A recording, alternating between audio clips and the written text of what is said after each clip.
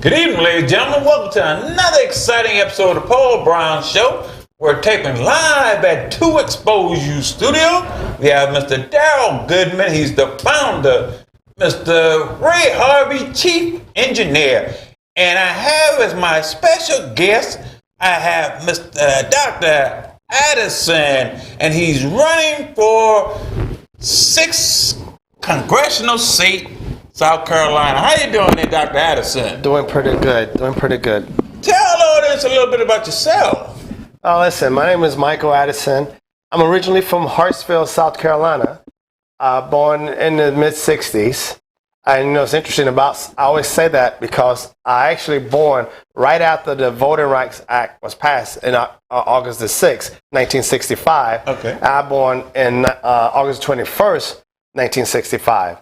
And I bring that up because it's significant. I barely born with the right to vote. Yes, sir. And so I went to school in Hartsville, South Carolina, went to elementary school, Sun Vista Elementary, and then on to junior high in Hartsville, and then to the senior high school and off to college at South Carolina State University, and then off to graduate school at Life University School of Chiropractic Medicine.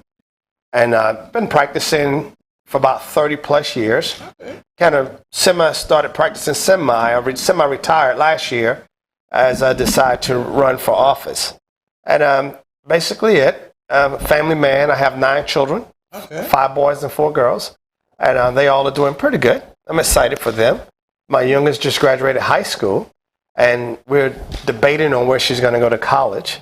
She wants to follow some of her friends. All right. And you know how that works out. So we're encouraging her to, take a closer look at all of the offers that she has, which she has quite a few. And that's basically me in a nutshell. Okay, being that family man, how excited is your family of knowing that you're running for office of this position? I start with the head of my family, my mother, who raised 5 of us as a single parent. And my stepfather was there later on.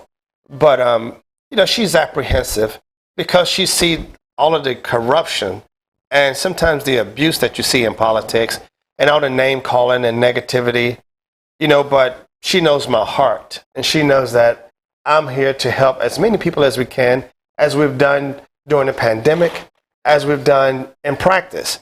But it's just the children, they're excited but reserved because we ran last year for state senate, and we were polling fairly well, about 55%. Yes, sir. And then we had a larger candidate, a sitting congressman come down and start campaigning against us, and we lost that race.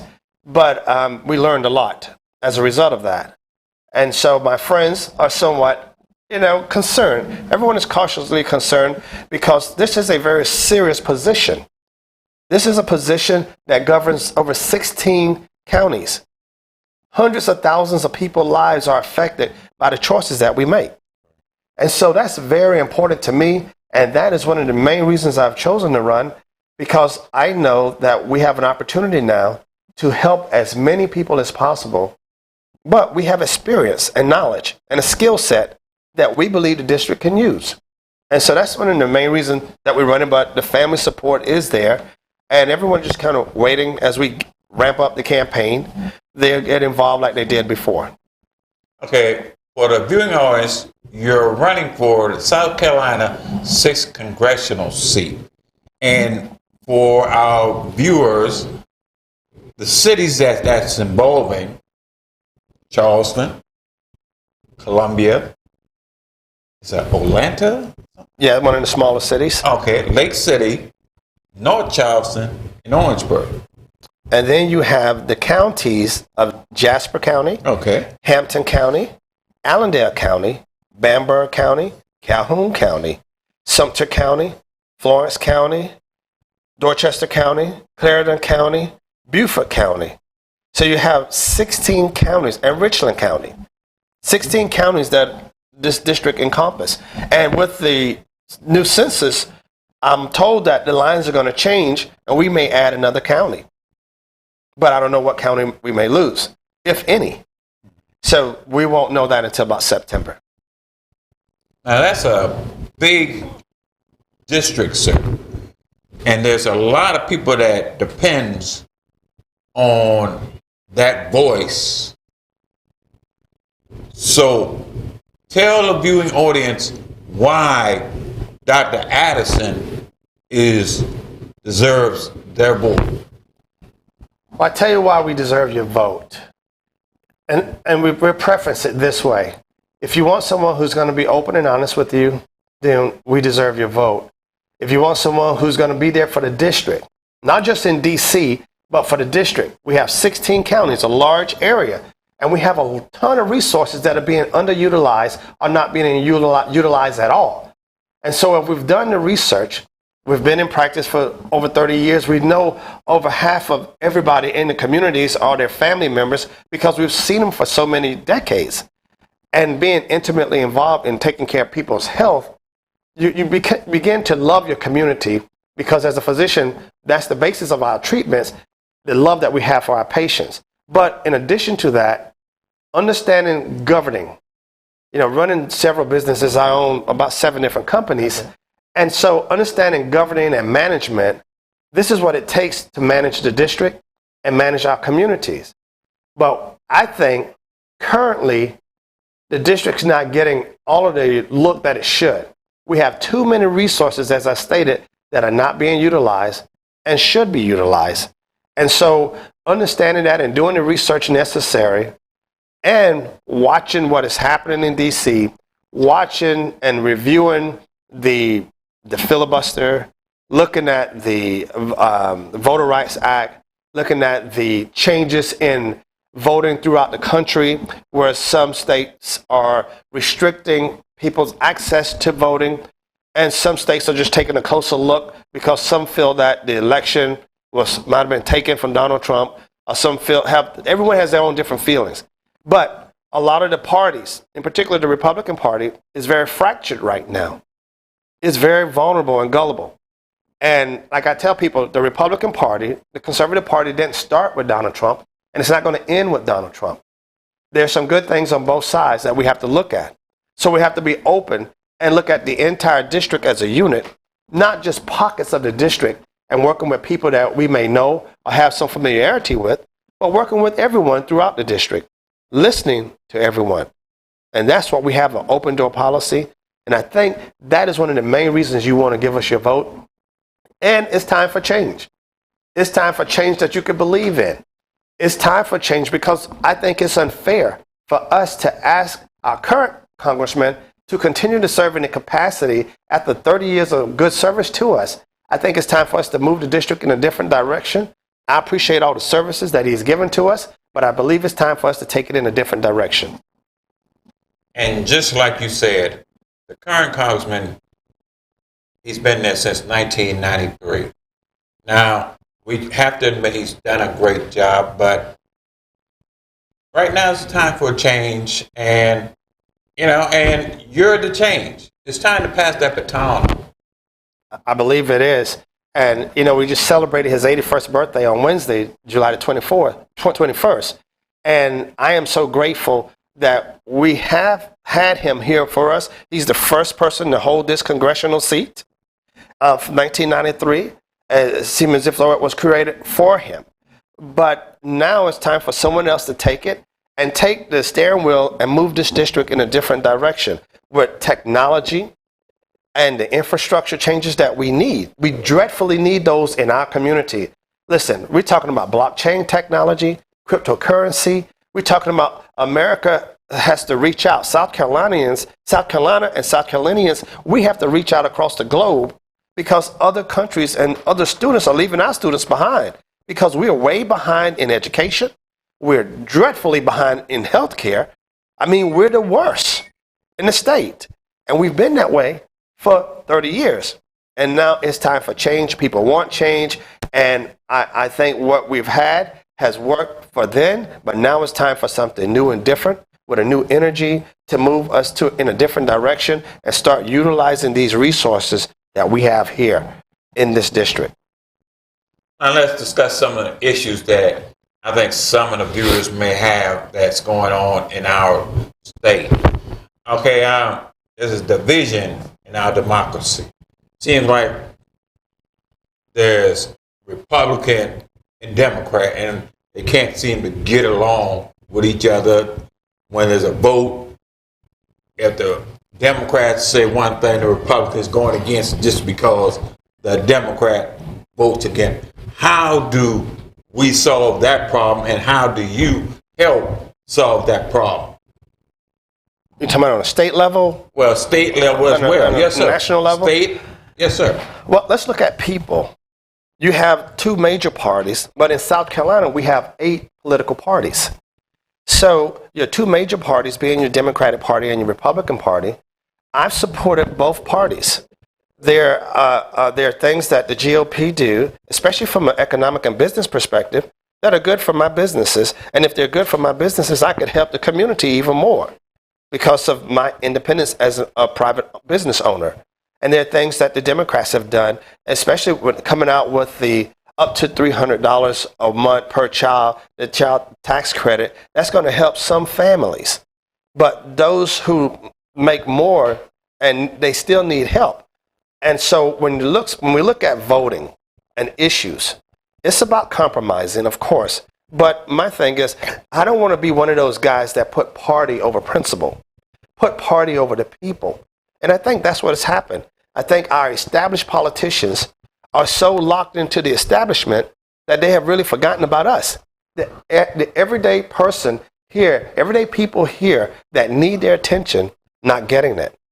I've been around this district now for months. Over 2 years we've been working on this.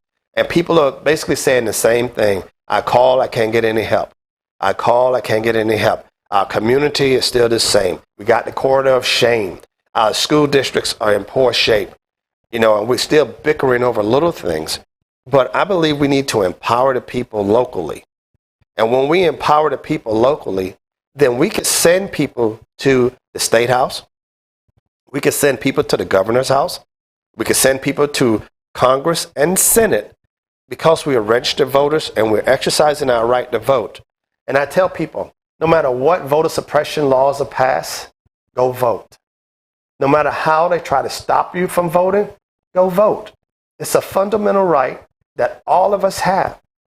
And you have to exercise it. You'll be amazed how many black men tell me my vote don't count. There's such a small percentage of black men voting, especially in our district, Congressional District 6. I want to change that. We are changing that because we have on our platform things that concern black men too. Things like child support reform. One of the things that we're working on as we go around and ask men about it is basically the same thing. They are saying it needs to be reformed. And as we look into it closer, it really does. It's an archaic system. It's outdated. And it does not build a community. It doesn't build a family structure. Therefore, it doesn't build a community structure. So that's a system that we have to work on and revamp. Prison reform. A lot of us have been under the tutelage of the prison system, and we have to work on it and reform it. I know it from firsthand. When I took a stance to support the Million Man March back in the 90s, I got arrested like almost 14 times in 1 month. Just for little things like sitting in my car, in my parking lot, with the car running without a seatbelt on, being given a seatbelt ticket. And so just little things that people do, what we call guerrilla warfare, yes, sir, to try to throw you off of your mission. But we can't let that stop us from exercising our right to vote. No matter what oppression is out there, no matter what blocks are in your way, step over them, walk around them, you must exercise your right to vote. I encourage black women to encourage their young boys at age 17 to get registered and start exercising their rights to vote. Encourage black men that their votes do count, but they got to exercise it. You can't lose the game if you're not playing. You got to get in the game. And we know it's not fair, but whoever said it was going to be fair? But look at those who took the fire water hoses and the dog bites and the baton hits across the head to give us this right. We owe it to our ancestors.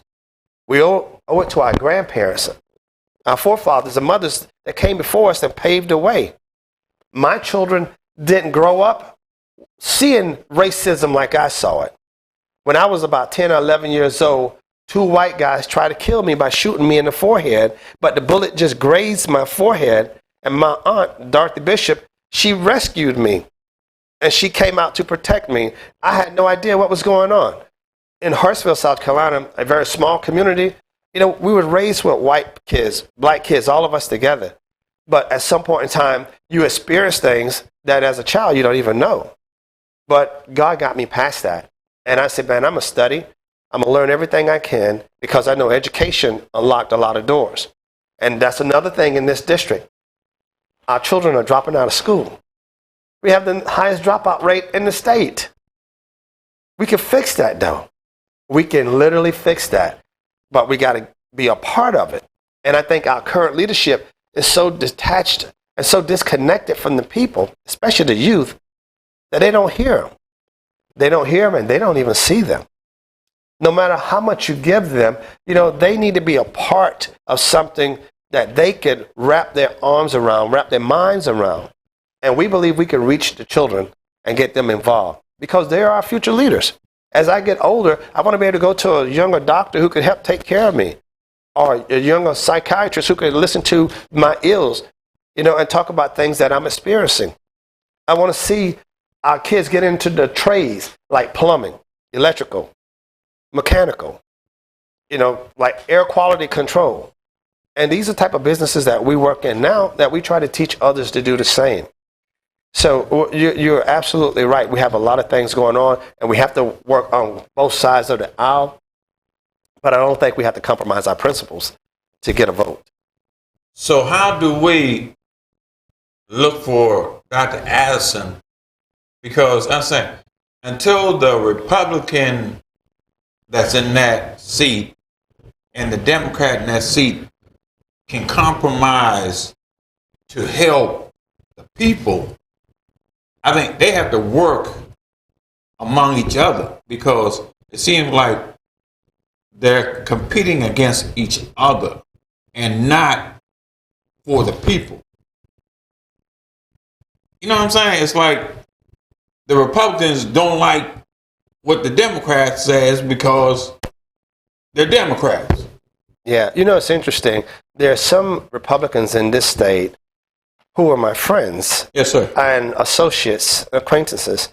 And they want to say every Democrat is a communist. I'm like, seriously, dude, it's not that serious. It's not that bad. The thing is, people are not communicating. Correct. That's the bottom line. People are not communicating. And because we're not communicating, we just start making up crazy ideologies about each other. And none of it is really true. As I sit and talk with conservative Republicans, as I talk with progressive Democrats, 9 out of 10 things we talk about, we all have in common. Mm-hmm. It's just 1 or 2 things that we differ on. And it's like I look at it this way. We both want to eat, but I want steak and you want shrimp. But we still both want to eat. Yes, sir. And so look at the appetite of the Democrats and look at the appetite of the Republicans. But I think these other 6 parties that are in South Carolina, I think they should become more vocal and active as well. Because I don't think we should just be a 2-party state. I think we should have multiple parties like we do, but I think they should be active and get involved. And currently, I don't see them. Another big issue we have in our state is crime. How do we solve this crime issue that we have? And then also the issue about the crime that's being done to our blacks. When you said crime done to our blacks, you're talking about black on black crime? Well, we have black on black, and then we have blacks being done by the officers. By police officers? Correct. We have that as well. Mm-hmm. One of the first things I would do to help curtail the crime is I would legalize marijuana. I would decriminalize it and legalize marijuana because there are some senseless crimes that are there due to marijuana possession, the little monies that people make selling marijuana. Why not make it legal and let people open up legitimate businesses? That'll curtail a lot of the crime and retroactively let people out of prison who's there due to marijuana. Because over half of our inmates are probably there on marijuana charges. We could eliminate that. Now, if you got a pound of weed and I got a pound of weed, what we robbing each other for? That's like going to your house stealing your bread and mayonnaise. We don't need that. You got yours and I got mine. And I think we've put so much emphasis onto this marijuana thing until it's causing a lot of crime. because a lot of the young fellas shooting and gunning down each other, this black on black crime, a lot of these kids are out here in situations trying to make some money. They're already entrepreneurs and they don't even know it. They already set up shop. They got the distribution centers in places. And I'm like, dude, why don't you take that same system and make it a legitimate business? But no one's talking to them. A lot of us are afraid of our children and the young people, but not me. I'm not scared of them. I love these kids. A lot of them I treated when they were first born. I treated in a sports medicine program. I see these young people, and a lot of them support me because they know I'm the guy that will come to the game, hang out. Come on, you're just another little kid. I know your mama and your daddy. I know your grandparents. We all went to church or school together. You might have some ideologies about things affecting you, and we need to talk about it. You might need to seek counsel. A lot of our young boys out there are so alone and so afraid. They're so depressed. And when a person gets that scared, they become criminals, either out of fear or desire. Desire to have something that someone else has, or fear of losing what they got, or in particular their lives. I talk to so many young kids that carry guns, and I ask them why. They say because everybody else has guns, and no one else wants to fight anymore. Everyone wants to strap up and shoot.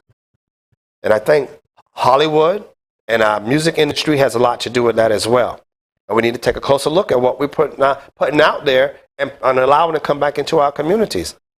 But as far as police officers and the crime on blacks with police officers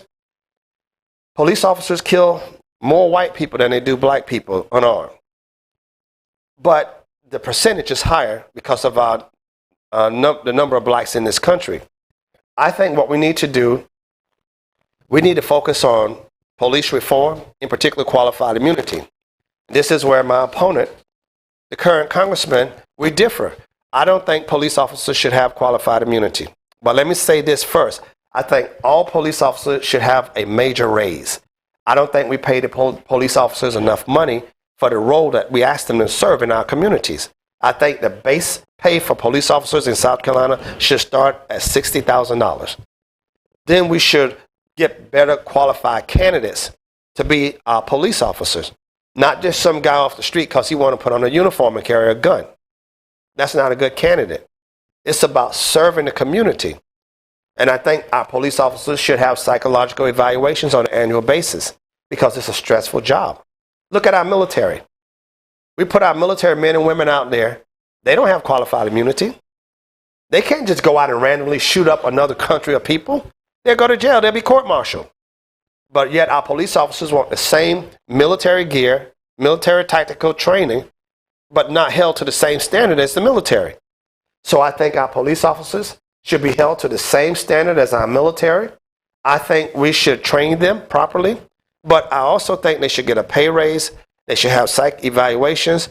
And if you're a young white cop raised in a white community, never been around black people, and then you're going to get hired to come serve the black community without proper training and psychological evaluation, I don't think he's qualified. And it's the same if it was a young black cop who never been around white folk. He got to go in the white community to serve, but yet he doesn't understand their culture, doesn't understand the essence of their culture. He's not going to be a good fit for that position. So we just can't keep hiring people because they put in an application without properly scrutinizing them. I don't think the prosecutors should have qualified immunity, and I don't think the judges should have it either. In this country, prosecutors oftentimes go in, well, not oftentimes, but sometimes go in and lie to the grand juries. I think if a prosecutor is going to a grand jury, the person that they're going to speak on behalf of, I think that person should have legal representation in that grand jury booth as well, to hear what's being said, to be able to report to the courts when that prosecutor is lying. Because oftentimes they lie and put up false information and skirt the law. Look at the Bill Cosby situation. Cosby should have never been tried according to the law. I'm not talking about his guilt or innocence. That's not what we're here to discuss. But I'm talking about they had a thing on file where, hey, this is the terms that we're going by. So you can testify freely in a civil trial. Well, they told him he other than that, he would have never waived his Fifth Amendment right to self-incrimination. But they lied to him, or they changed it. And the Supreme Court of Pennsylvania said you can't do that. That's wrong. And I think that prosecutor who did that should be sanctioned. He should be held accountable because he knows the law. He knew the precedent, but yet he chose to violate it. So see, we have to look at everything in this country because it can come right back and affect us, from voter suppression to police brutality. And we have to praise those officers who do such a good job in our communities because we need them in our communities. I'm not about defunding the police. I want to give them more money. I want a pay raise because I can only imagine what a mother, a wife, and the children go through knowing their daddy may not make it back home. And he's only making $28,000 a year. I just don't think that's enough. And one of the first things I would want to do is raise the pay and get better training for them.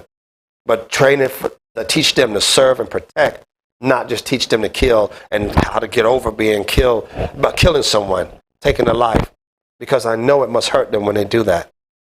And I think when they have those type of shootings and killings by the police officers, those officers need to go through counseling immediately.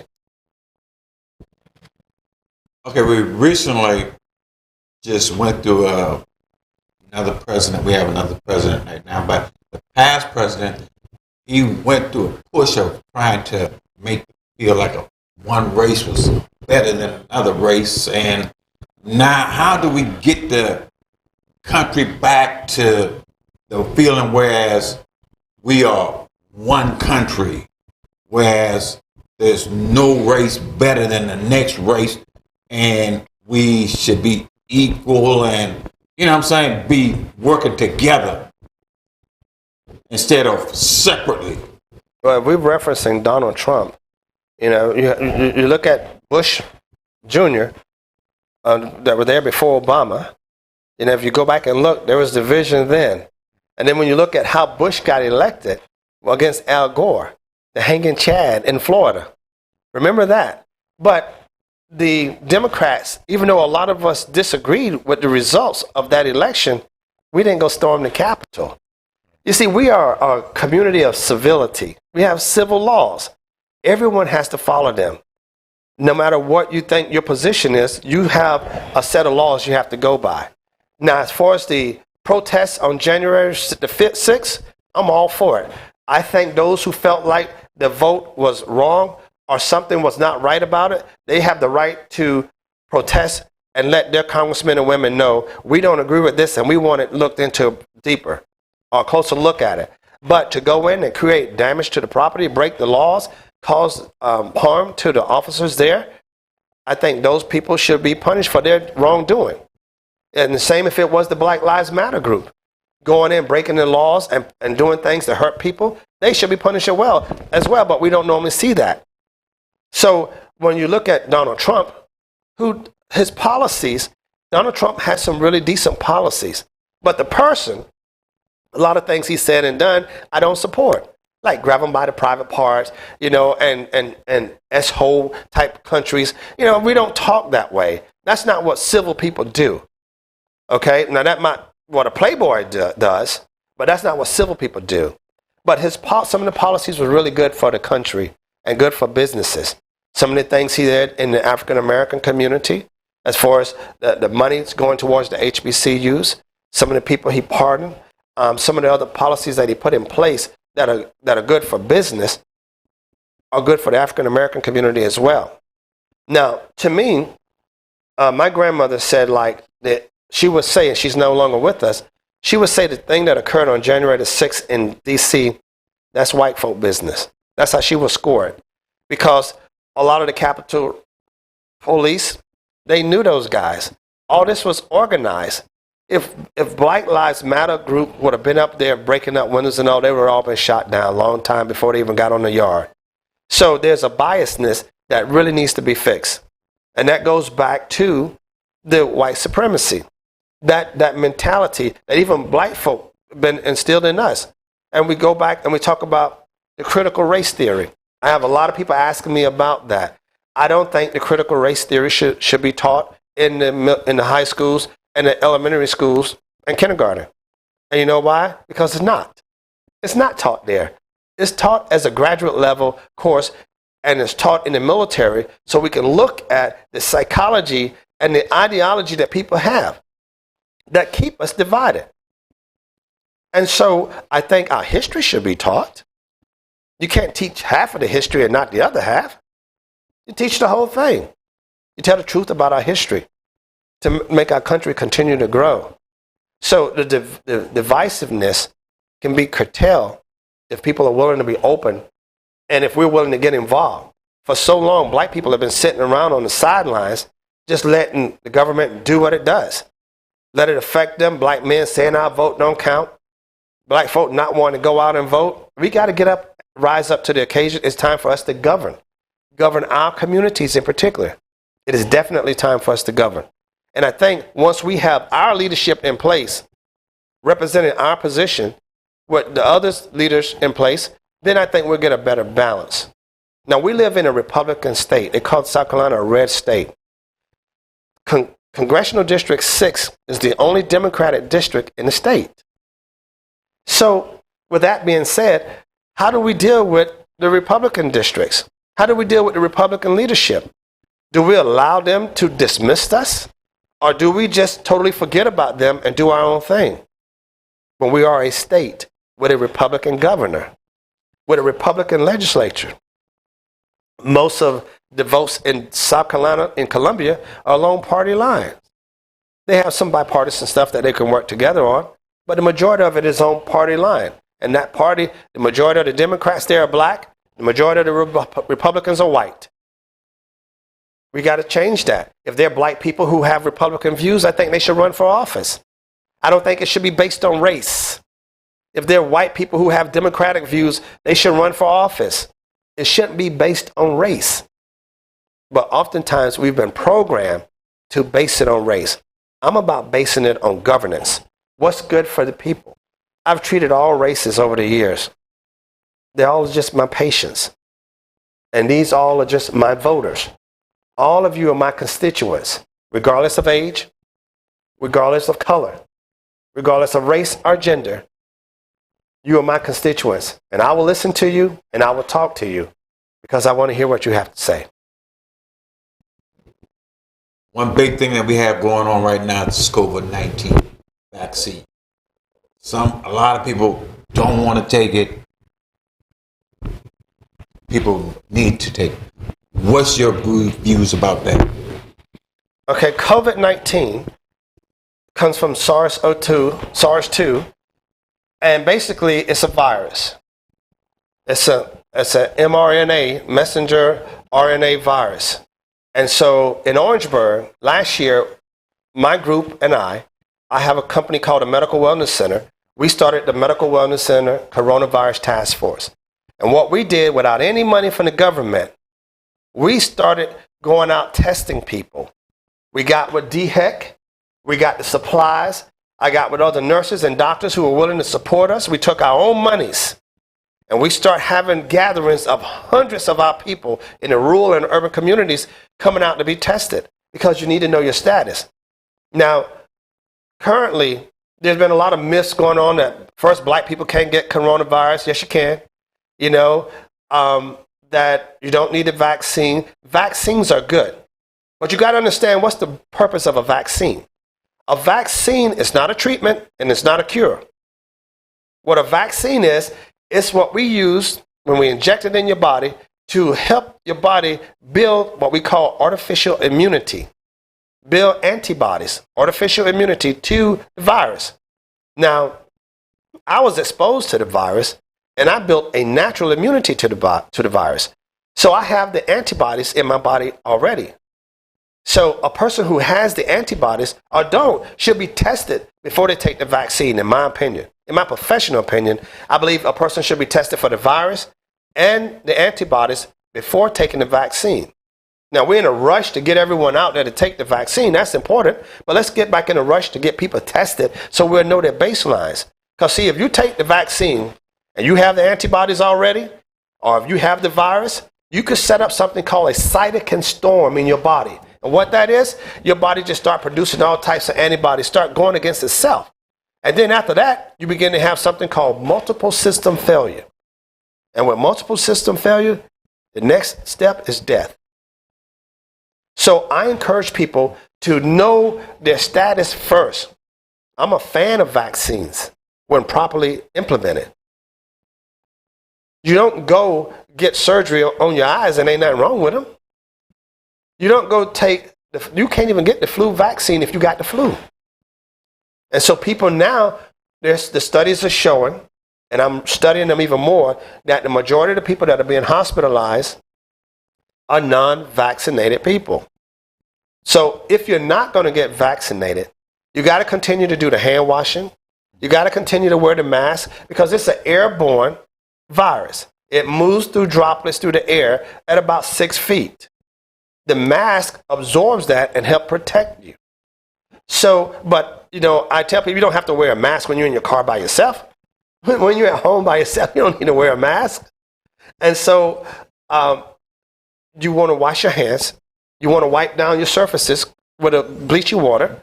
You want to make sure you get your vitamin D levels checked. If you have a problem with clotting and the possibility that you've been exposed to the virus, we know that it causes blood clots. See, before we thought it was just a respiratory problem. It's respiratory. Acute respiratory distress, the ARDs can occur, but it's a vascular issue, meaning that when your body gets the virus, it begins to cause your body to clot. Your blood begins to clot. So we suggest people take the necessary nutrients like NEC, N-acetylcysteine, which helps the body from coagulating. And it helps what we call glutathione, which is an antioxidant, because the virus causes the body to produce free radicals. And the glutathione, one of those antioxidants, the body can remove those and help with its defensive mechanism. But the interleukin hormones that the body needs to produce, it can't produce those in the absence of vitamin D.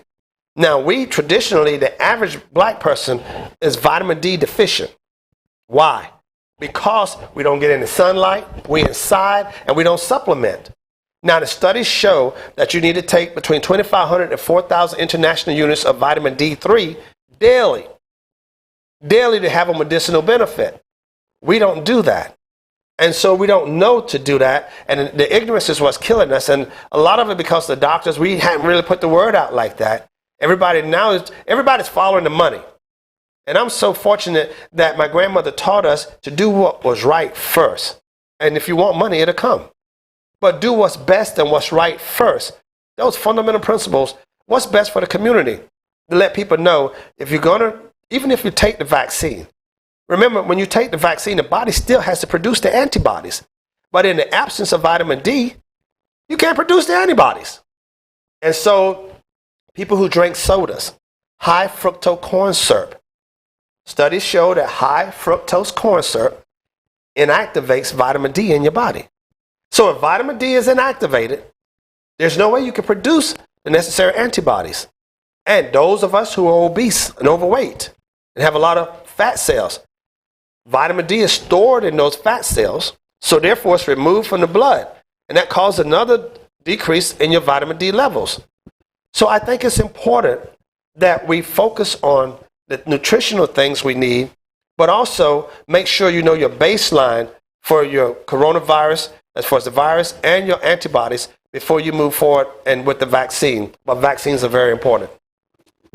Dr. Addison, we're running short on time. If someone wanted to get in contact with you, how would they go about doing that? They can reach us on Facebook at Addison for Congress on Facebook.